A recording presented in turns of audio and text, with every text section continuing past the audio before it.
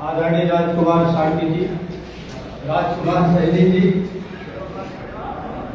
जन सेवा दल के आदरणीय दिनेश ठाकुर जी, अपनी जनता पार्टी के राष्ट्रीय उपाध्यक्ष सम्मानित शादाब खान साहब और यहाँ मंच पर उपस्थित विभिन्न समाज के हमारे सम्मानित बुजुर्ग नौजवान साथियों, इधर से करो, सामने छोड़ दो। मैं ज्यादा लंबी चौड़ी बात नहीं कहूंगा, थोड़ा इधर से ले लो बेटा। मैं आपसे 2-4 सवाल से अपनी बात शुरू करता हूं। देश का अभी भाई दिनेश ठाकुर जी बता रहे थे कि सबसे पवित्र, सबसे बड़ा और सबसे महत्वपूर्ण ग्रंथ कौन है देश का, बता सकते हैं आप? संविधान। भारत का संविधान देश का सबसे पवित्र, सबसे महत्वपूर्ण विधान है, पुस्तक। ठीक, उस पुस्तक में, उस ग्रंथ में क्या लिखा है? उस ग्रंथ में ये लिखा है कि हम भारत के लोग इस देश की मिलजुल करके पूरी शासन व्यवस्था चलाएंगे और ऐसा देश, ऐसा राष्ट्र, ऐसा समाज हम लोग बनाएंगे। कैसा समाज बनाएंगे? ऐसा समाज बनाएंगे जिसमें लोकतंत्र हो, जिसमें बंधुत्व हो, जिसमें खुशहाली हो, जिसमें बराबरी हो। तो बराबरी का ये नहीं अर्थ हुआ कि भाई सबको बराबर मानो।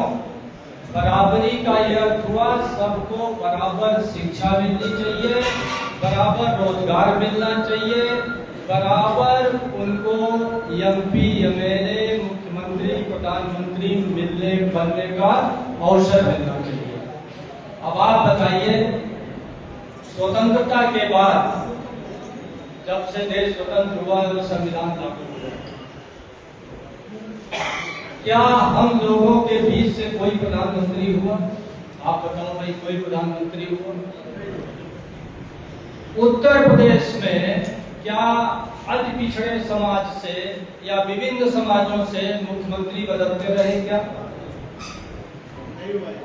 भाई 4 बार जाटव समाज के हुई मायावती जी, 4 बार यादव समाज के हुए अखिलेश यादव जी, 8 कार्यकाल तो यही का बीत गया। 1 बार हुए पिछड़े वर्ग के नाम पर कल्याण सिंह, वो भी किस पार्टी से हुए? भारतीय जनता पार्टी से। भारतीय जनता पार्टी और कांग्रेस से आपका चाहे विधायक हो जाए, चाहे MLA हो जाए, चाहे MP हो जाए, चाहे मंत्री हो जाए, चाहे मुख्यमंत्री हो जाए, आपका और आपके समाज का कोई भी भला नहीं कर सकता। अगर ऐसा होता तो बहुत दिन तक आपके राजस्थान में अशोक गहलोत साहब मुख्यमंत्री रहे।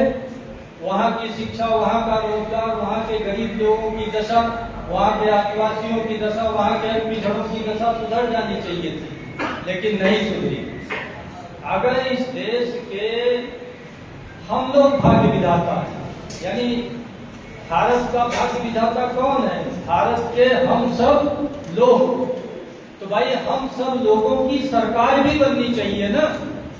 तो हम सब लोगों की सरकार तो तभी बनेगी ना जब हम सब लोगों के बीच से लोग, हर समाज, हर वर्ग के लोग आके रहें और हमारे कल्याण की बात हो। अगर आज उत्तर प्रदेश में गरीब लोगों की, पिछड़े लोगों की, किसानों की, अति पिछड़ों की, शाक्य, मौर्य, सैनी, पाल, प्रजापति, सेन, सविता, निषाद, मल्लाह, ऐसे तमाम वंचित जातियां हैं, अल्पसंख्यक समाज है, इनकी चिंता करने वाली सरकार होती तो एक बेहतर शिक्षा की व्यवस्था करती।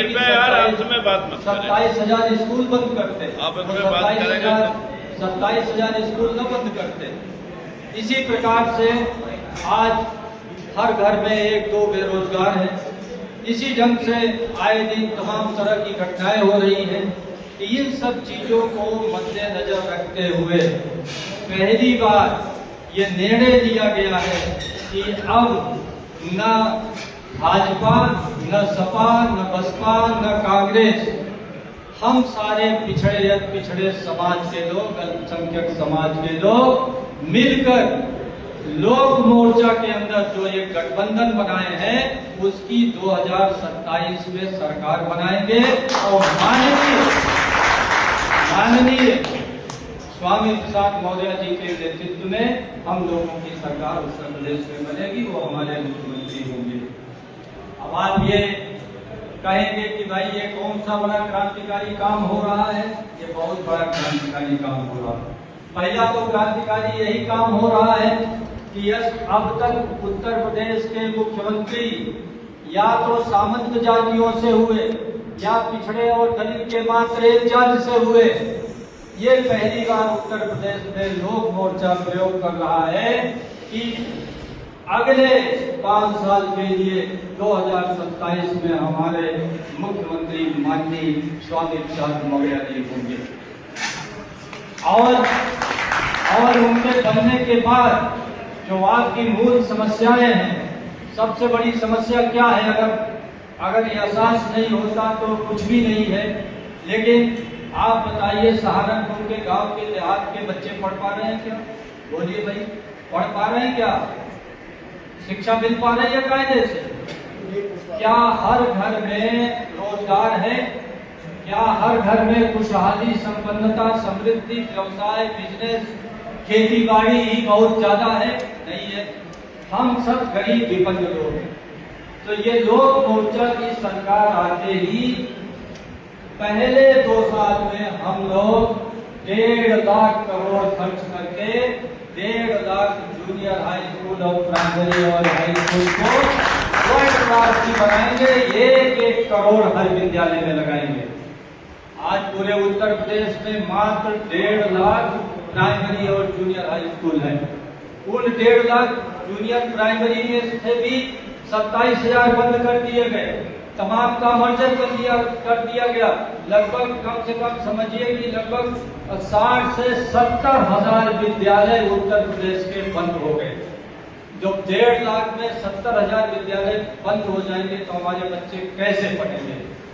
लोक मोर्चा में जितने लोग हैं सब लोग अच्छी परीक्षा पास करके तमाम लोग आए हैं। हम तो खुद IAS अफसर है, हमारे साथ BP अशोक साहब हैं, पॉलिटिकल जस्टिस पार्टी को IPS अफसर है, दिनेश ठाकुर जी है, बहुत ही प्रतिभाशाली पत्रकार हैं, अब राजनीति में उतरे हैं। और भाई राजकुमार सैनी का तो आपने देखा है कि जमीन से उठे हुए जो मजदूर से और प्रधानी से ऊपर उठ करके संसद भवन तक गए, मंत्री बने। ऐसे लोगों को बड़ा व्यापक अनुभव है और मैं आपको आश्वस्त करता हूं, आप 2027 के चुनाव में लोक मोर्चा की सरकार बना दीजिए माननीय स्वामी प्रसाद मौर्य के नेतृत्व में। हम लोग आपको केजरीवाल जो बात कहते थे, दिल्ली से बेहतर स्कूल गांव के उत्तर प्रदेश के एक गांव में एक इंटर कॉलेज वर्ल्ड क्लास का बनाएंगे।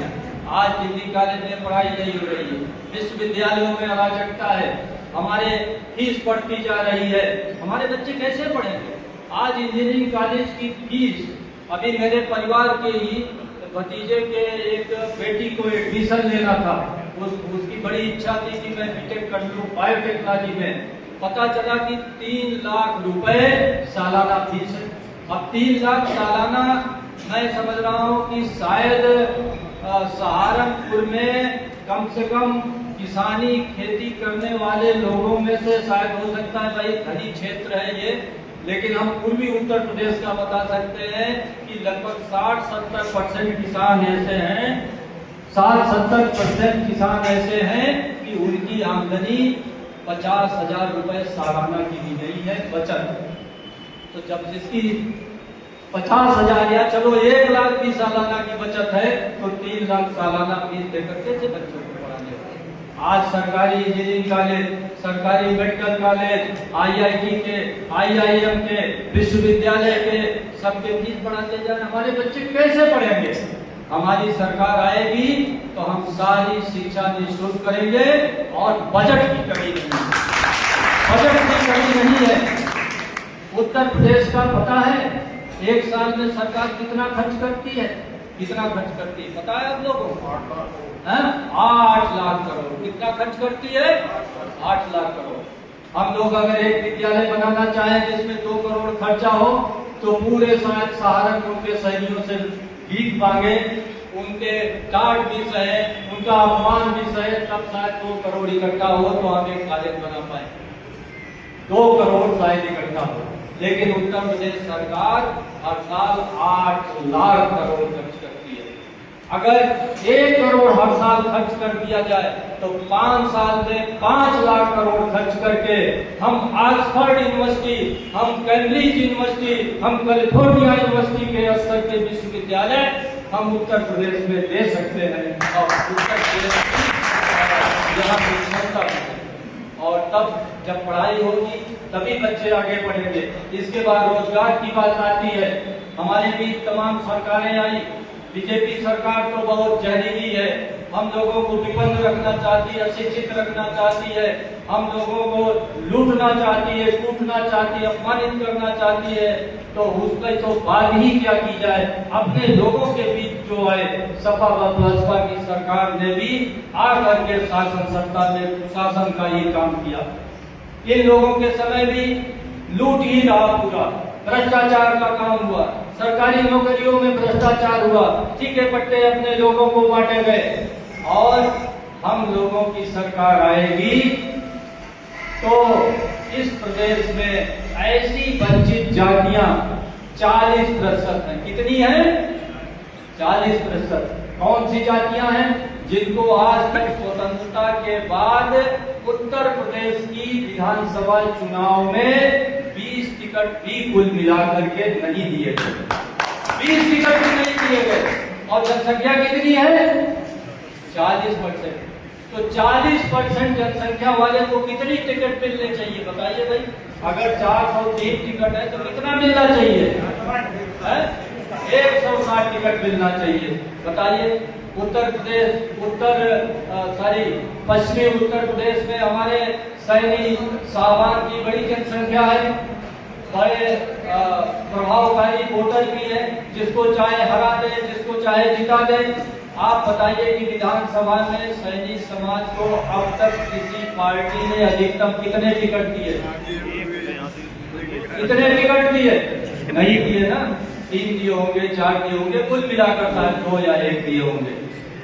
और लोक मोर्चा ने यह तय किया है कि सिर्फ सैनी समाज को, सैनी टाइटलधारी को, साक्य को अलग, मौर्य को अलग, कुशवाहा को अलग 15 से 20 टिकट आगामी लोकसभा चुनाव में, सॉरी विधानसभा चुनाव में दिया जाएगा। आप उसकी तैयारी करें। लेकिन आप सैनी समाज के लोग 15-30 विधायक तो तब बनोगे ना जब पीछे भी इंजन के पीछे डब्बे भी हो, तब तो बनोगे। तो हमारे साथ जो जुड़ने को तैयार हैं नंद सेन, सविता समाज के लोग, पाल समाज के लोग, प्रजापति समाज के लोग, विश्वकर्मा समाज के लोग, बिंद मल्ला कश्यप समाज के लोग, इनकी बहुत बड़ी जनसंख्या है। और मुस्लिम समाज भी काफी पीड़ित है, वो भी हम सबके साथ आने को तैयार है। तो एक बहुत बड़ी जनसंख्या सैनी समाज के पीछे जुड़ने को तैयार है। लेकिन राजनीति में लेन देन होता है। राजनीति में क्या होता है? लेन देन। आप वोट तभी ले पाओगे जब अपना वोट दूसरों को देना सीखोगे। और लोक मोर्चा से सैनिक तभी जीतेगा। हम टिकट तो दे देंगे 20-25 लोग आप मैदान में आ भी जाओगे, लेकिन आपको उत्तर प्रदेश में 10 नंद सेन सविता समाज के लोगों को भी विधायक बनाना पड़ेगा, 10 प्रजापति को भी बनाना पड़ेगा, 10 बाल को भी बनाना पड़ेगा, 10 कश्यप को भी बनाना पड़ेगा, और मुस्लिम समाज के लोगों को भी जहां जहां टिकट मिलेगा उनको जिताकर विधानसभा में भेजे जाने का जब आप कार्य करोगे तो ये वोट आपको मिलेगा। और जब आप विधानसभा में जाओगे तो आप किसी से पूछना नहीं है, किसी से समझना नहीं है। यही जो मंच पर बैठे हुए पंच हैं, यही मंच के पंच तय करेंगे कि हमारी सरकार कैसे चलेगी। हमारी सरकार हम सब मिलकर के चलाएंगे, पंचायती व्यवस्था से चलाएंगे, और शासन सत्ता में आने पर जो अति पिछड़े समाज के लोग हैं उनको सिर्फ अभी तो टिकट की बात हो रही है, जब ये विधानसभा में पहुंच जाएंगे, सरकार बन जाएगी, तो शासन सत्ता में इनको 40% मंत्री भी बनाया जाएगा। ठीके में, पट्टे में, हर जगह 40% का इनको शेयर दिया जाएगा। तो सैनी समाज का बहुत बड़ा दायित्व है। लेकिन दिक्कत यह है कि जब आपको बात ये समझ में आए, आपकी सिर्फ यही नहीं, उत्तर भारत में इतनी बड़ी जनसंख्या है कि जिस दिन शाक्य मौर्य कुशवाहा सैनी ठान ले इस देश की राजनीति बदल सकता है। राजकुमार सैनी साहब तो आपको जगाने में लगे हुए हैं, जोर से जगा रहे हैं, जोश से जगा रहे हैं, अपनी पूरी ऊर्जा लगा रहे हैं, धन लगा रहे हैं, ताकत लगा रहे हैं, अपना सुख चैन भी लगा रहे हैं, लेकिन आप जग नहीं पा रहे हो। शायद आपको लगता है कि हमारे बीच से विधायक हो जाएगा, एमपी हो जाएगा, तो हमारी थाने में सुनवाई हो जाएगी, हमारी एसडीएम की सुनवाई हो जाएगी, हम भी थोड़ा सीना तान कर चलेंगे कि हमारा भैया लखनऊ और दिल्ली में है। लेकिन आप एक विधायक, एक एमपी के मोह में अपने बच्चों के भविष्य को गिरवी रख रहे हो। आपको एक एमपी और एक विधायक के बदले में हम उत्तर प्रदेश का मुख्यमंत्री दे रहे हैं, और आप शासन सत्ता में आकर के अपना भाग्य बदलिए। लेकिन ये भाग्य तभी बदलेंगे जब दलदल से निकलिए। अब तक आपके पास विकल्प नहीं था। मैं समझता हूँ कि ज्यादातर लोगों को शासन सत्ता से जोड़ने की इच्छा थी, तो भाई राजकुमार सैनी और सभी लोगों ने निर्णय लिया कि अब की बार हम कहीं भागीदारी की लड़ाई नहीं लड़ेंगे, कहीं 4-6 टिकट लेने की लड़ाई नहीं लड़ेंगे, 1-2 एमपी एमएलए बनाने की लड़ाई नहीं लड़ेंगे।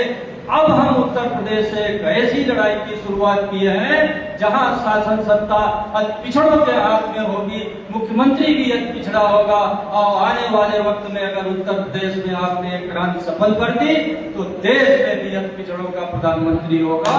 तब आप पूरे देश में कोई व्यवस्था परिवर्तन कर पाओगे। देखिए, हम लोग रात दिन व्हाट्सएप पर चिल्लाते रहते हैं, ये हो रहा है, ये हो रहा है, हमारे नौजवान दुनिया भर की बातें लिखते रहते हैं, लेकिन इन बातों के लिखने से कुछ नहीं होगा। आप भारत के भाग्य विधाता हो और आपकी संख्या इस देश में 85% है, लेकिन आप रो रहे हो। बड़ी विडंबना है, लोकतंत्र है, चुनाव से जीता जाना है, लेकिन 85% का समाज रो रहा है और 15% का समाज उनके छाती पर क्यों डल रहा है? क्योंकि आपके अंदर एकता नहीं है। अब हम लोग एक व्यापक एकता बना रहे हैं, जिसकी अगुवाई उत्तर प्रदेश में शाक्य मौर्य सैनी कुशवाहा समाज करेगा। आप लोग जग जाइए, विशेष रूप से सैनी समाज से मैं कहना चाहता हूँ, जग जाइए। बड़ी महान विरासत है। आप बुद्ध के वंशज हैं, चंद्रगुप्त के वंशज हैं, महाराजा सूरसेन के वंशज हैं, जोधा फुले के वंशज हैं, अशोक के वंशज हैं, बाबू जगदेव प्रसाद के वंशज हैं। इस समाज के लोगों ने बड़ा काम किया है, बड़ा दिन सिर्फ जात पात की कभी नहीं बात की। आपके अशोक के शिलालेख पढ़िए, अशोक ने अपने शिलालेख में कहीं ये भी नहीं कहा मैं किस कुल खानदान का हूँ। हम लोग तो जात से ऊपर उठ कर रहे। हम लोग दुनिया को, बुद्ध ने जब धर्म दिया तो दुनिया के लिए दे दिया। चंद्रगुप्त ने जब राजनीतिक एकता दी तो पूरे अखंड भारत को बना दिया कि इतना बड़ा भारत आप नहीं बना पाए।